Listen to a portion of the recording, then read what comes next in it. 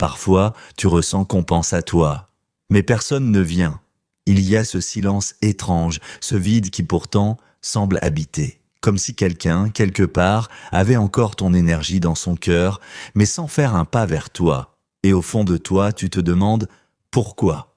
Pourquoi ressentir tout ça? Si rien ne se passe, pourquoi ce lien paraît si réel alors que dans le concret, il n'y a plus rien? Tu crois souvent que si quelqu'un ne vient pas vers nous, c'est qu'on n'est pas assez. Pas assez intéressant, pas assez aimable, pas assez important. On cherche l'erreur, on se repasse les souvenirs, on analyse les silences. Mais parfois, ce n'est pas toi le problème. C'est simplement que l'autre est en train de se battre avec des choses de ce que tu ne peux pas voir. Des choses enfouies, très loin, dans les couches profondes de son inconscient. Carl Jung disait que la psyché humaine est un univers immense, un espace où coexistent des forces contraires, l'amour et la peur, le désir et la fuite, la lumière et l'ombre. Alors oui, parfois, quelqu'un peut t'aimer sincèrement, et pourtant s'éloigner. Il peut penser à toi chaque jour sans jamais t'écrire. Il peut rêver de toi la nuit, et ne pas trouver la force de te parler le jour, parce qu'il y a en lui quelque chose qui le retient. Une blessure, une peur, un souvenir, quelque chose qu'il ne comprend même pas lui-même, mais qui le pousse à se protéger, à se couper de ce qui le touche trop profondément.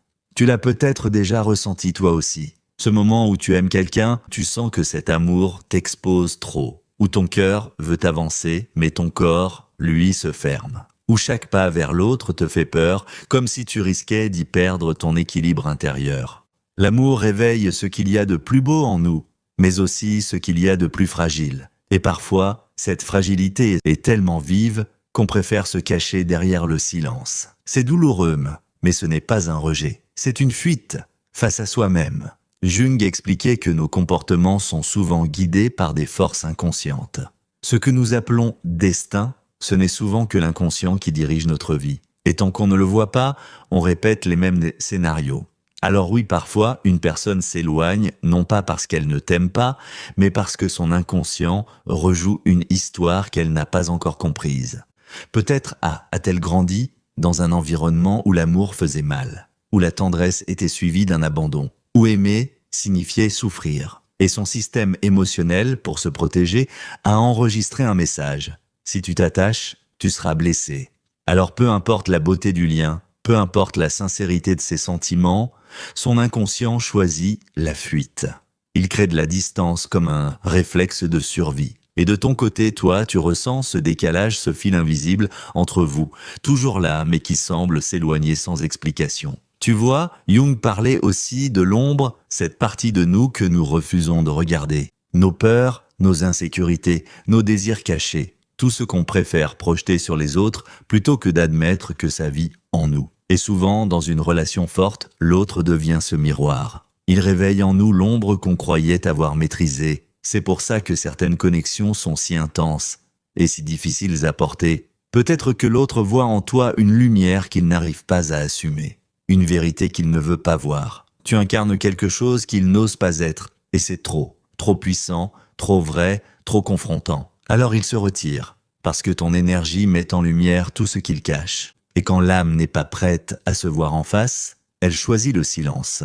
Mais attention, cela ne veut pas dire que tu dois attendre, ni espérer qu'il revienne. Parce que le rôle de cette connexion, ce n'est pas de te faire patienter, mais de te réveiller. Elle vient toucher quelque chose en toi aussi. Une dépendance, un attachement, un besoin d'être choisi. Et si cette absence te fait si mal, c'est qu'elle réveille tes propres blessures d'amour. Jung disait que l'amour véritable ne vient pas du manque, mais de la complétude. C'est quand deux êtres ont chacun rencontré leur propre profondeur, qu'ils peuvent se rencontrer vraiment. Sinon, chacun projette sur l'autre ce qu'il n'a pas encore guéri. Alors si quelqu'un pense à toi sans venir vers toi, ne cours pas, ne prouve rien, ne cherche pas à le convaincre, parce que cette situation, aussi douloureuse soit-elle, est peut-être une initiation, une invitation à te recentrer, à t'aimer toi-même, à trouver en toi ce que tu cherches encore chez l'autre. Quand tu cesses de demander à quelqu'un de combler ton vide, tu découvres que tu n'étais pas vide.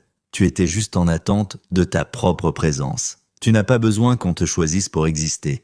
Tu n'as pas besoin qu'on te valide pour te sentir digne. Ta valeur ne dépend pas de qui reste ou de qui part. Elle est constante, silencieuse, enracinée dans ton être. Et plus tu le réalises, plus tu t'allèges. Tu arrêtes de vouloir comprendre ce qui se passe chez l'autre. Tu laisses la vie s'en charger. Parce qu'au fond, tout est juste. Même l'absence, même le silence. Il te ramène toujours à toi. Jung appelait ce processus l'individuation, le chemin par lequel on devient soi-même. Un chemin qui passe par la solitude, la perte, la confrontation avec nos ombres. Mais c'est ce chemin-là qui mène à la vraie paix intérieure. Quand tu comprends que l'autre ne t'appartient pas, que l'amour n'est pas une possession, mais une résonance. Alors tu apprends à aimer sans t'attacher, à ressentir sans te perdre. Et c'est là que tout change. Parce qu'à partir de ce moment, tu n'attends plus que quelqu'un te rejoigne. Tu continues d'aimer, mais sans attente. Tu continues de ressentir, mais sans dépendance. Tu continues d'avancer, même si l'autre reste immobile. Et c'est souvent à ce moment-là que la vie t'offre une rencontre différente. Quelqu'un qui te reflète, non pas tes blessures, mais ta guérison. Quelqu'un qui ne fuit pas ta lumière parce qu'il a apprivoisé la sienne. Un amour qui ne te fait pas douter, mais t'apaise. Un amour simple, vrai, conscient. Mais avant de le vivre, tu dois passer par cette étape, celle du détachement. Apprendre à lâcher, non pas dans l'indifférence, mais dans la confiance. Faire confiance à la vie, à ton chemin, à ton rythme. Parce que rien n'arrive contre toi. Même l'absence d'un être cher peut être une bénédiction déguisée. Alors si quelqu'un pense à toi mais ne te cherche pas, n'en fais pas une tragédie. Fais-en un message, un signe que quelque chose en toi est prêt à se transformer. Peut-être que cette personne t'a appris à ressentir, à aimer, à espérer. Et maintenant, elle t'apprend à te libérer. Et ça aussi, c'est de l'amour. Un amour qui ne se vit pas à deux, mais qui t'élève vers toi-même. Car parfois, la vraie union n'est pas dans la rencontre, mais dans la conscience qu'elle a éveillée. Tu ne peux pas forcer quelqu'un et à être prêt. Tu ne peux pas guérir à la place d'un autre. Tu ne peux que te choisir encore et encore. Et quand tu le fais, la vie t'en remercie. Elle t'envoie des relations qui vibrent sur cette même fréquence d'amour et de clarté.